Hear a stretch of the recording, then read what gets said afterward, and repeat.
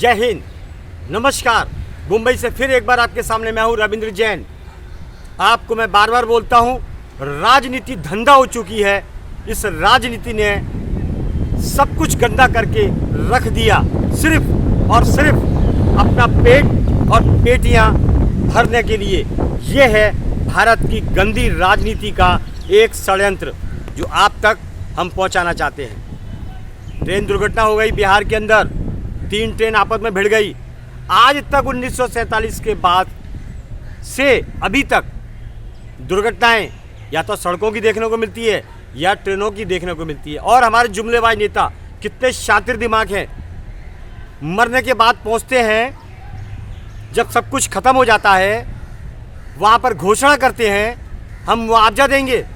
अरे बेशर्मो, शर्म नहीं आती? सब कुछ खत्म हो गया उनका, मुआवजा किसको दोगे आप? किसी को 2 लाख का मुआवजा, किसी को 10 का मुआवजा, किसी को 15 लाख का मुआवजा, कुछ भी बोलते हैं और मुआवजा पहुंचता नहीं है, क्योंकि निपटने वाला निपट चुका होता है। तो देखिए आपके पैसे को, जनता के पैसे को किस तरह जुमलेबाजी करके ये अपने ही गड्ढे में भरते हैं।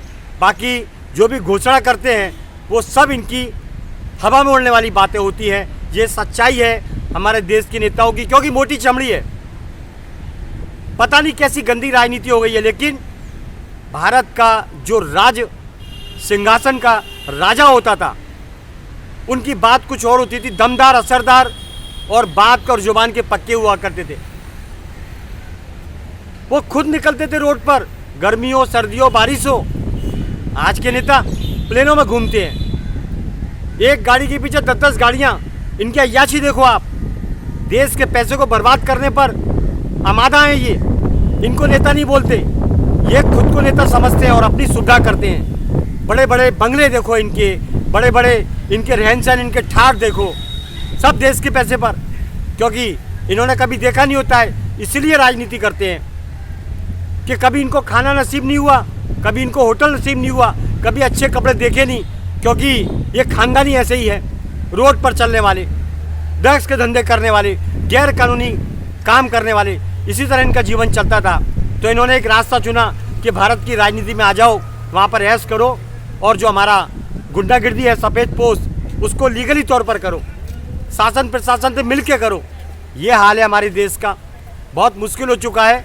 130 करोड़ की जनता से उम्मीद है और मैं आश्वासन देना चाहता हूँ आपको कि अगर आप नहीं सुधरे, मोबाइल में लगे रहे, आपने आज के नेताओं की बातों पर ध्यान न दिया और आवाज़ न उठाई, तो आपका देश फिर से आपको तकलीफ देने पर उतारू हो जाएगा और शासन प्रशासन के लोग आपको नोचना शुरू हो जाएंगे। आज हर जगह वसूली के कांड, मिलावट के धंधे, ड्रग्स के धंधे, ये शुरू से चालू है। क्या ऐसे ही चालू है? तो सत्ता पर जो नेता बैठे हैं या पक्ष में विपक्ष में जो नेता बैठे हैं, वो काय के लिए बैठे हैं? क्या गोटियाँ खेल रहे हैं? इतनी सारी भारत के अंदर एजेंसियाँ हैं, वो क्या करती हैं? गोटियाँ खेलती हैं या देश का पैसा बर्बाद करने पर आवादा है? बड़ा एक शर्मनाक विषय है।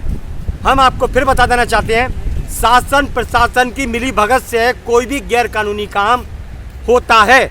जो भी गैर कानूनी काम हो, उसमें चाहे ड्रग्स के धंधे हो या वसूली के कांड हो या रेप हो, जो भी हो, इनकी मिली भगत के बिना कोई भी गुंडा तत्व आवाज़ नहीं उठा सकता, अपनी गर्दन नहीं ऊंची कर सकता, क्योंकि सबसे बड़े गुंडे ज़्यादातर हमारे शासन प्रशासन में बैठे हुए हैं। उसकी वजह से आम फुटपाथ के गुंडे गुंडागिर्दी पर उतारू होते हैं और कानून को ठेंगा दिखाते हैं। ये बात सच है। कायदा कानून भारत के अंदर किधर है? कायदा कानून भारत के अंदर किधर है? सब अपनी मनमानी पर तुले हुए हैं। कायदा कानून एक सीधे आदमी के लिए है, नेताओं के लिए, इनके लिए कोई कानून नहीं। नेताओं के लिए कोई कानून नहीं, कोई मर्यादा नहीं। ये कुछ भी कर सकते हैं, जैसे देश इनके बाप की जागीर हो। हम तो प्रार्थना करेंगे भगवान से कि कब सतयुग आएगा और कब ऐसे नेताओं का खात्मा होगा जो देश से गद्दारी करते हैं, देश को लूटते हैं और कानून व्यवस्था को चौपट करने में बहुत सहयोग करते हैं। इनके गुंडे नेता गुंडागिर्दी करते हैं और यही नेता उनको छुड़ाते हैं। तो कानून और शासन की मिलीभगत से आम जनता को बहुत परेशानी होती है। मेरी विनती है देश की जनता से, आप जागो, पढ़े लिखे हो, ट्विटर के माध्यम से या इंस्टाग्राम से माध्यम से इनकी खिलाफत करो। अगर ये गलत करते हैं तो जोरदार खिलाफत करो। आप देखिए आपके पैसे का कितना दुरुपयोग होता है।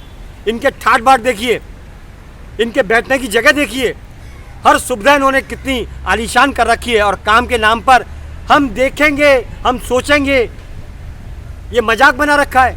कोई भी आदमी मरता है तो मुआवजा देते हैं, मुआवजे से आदमी जिंदा आएगा।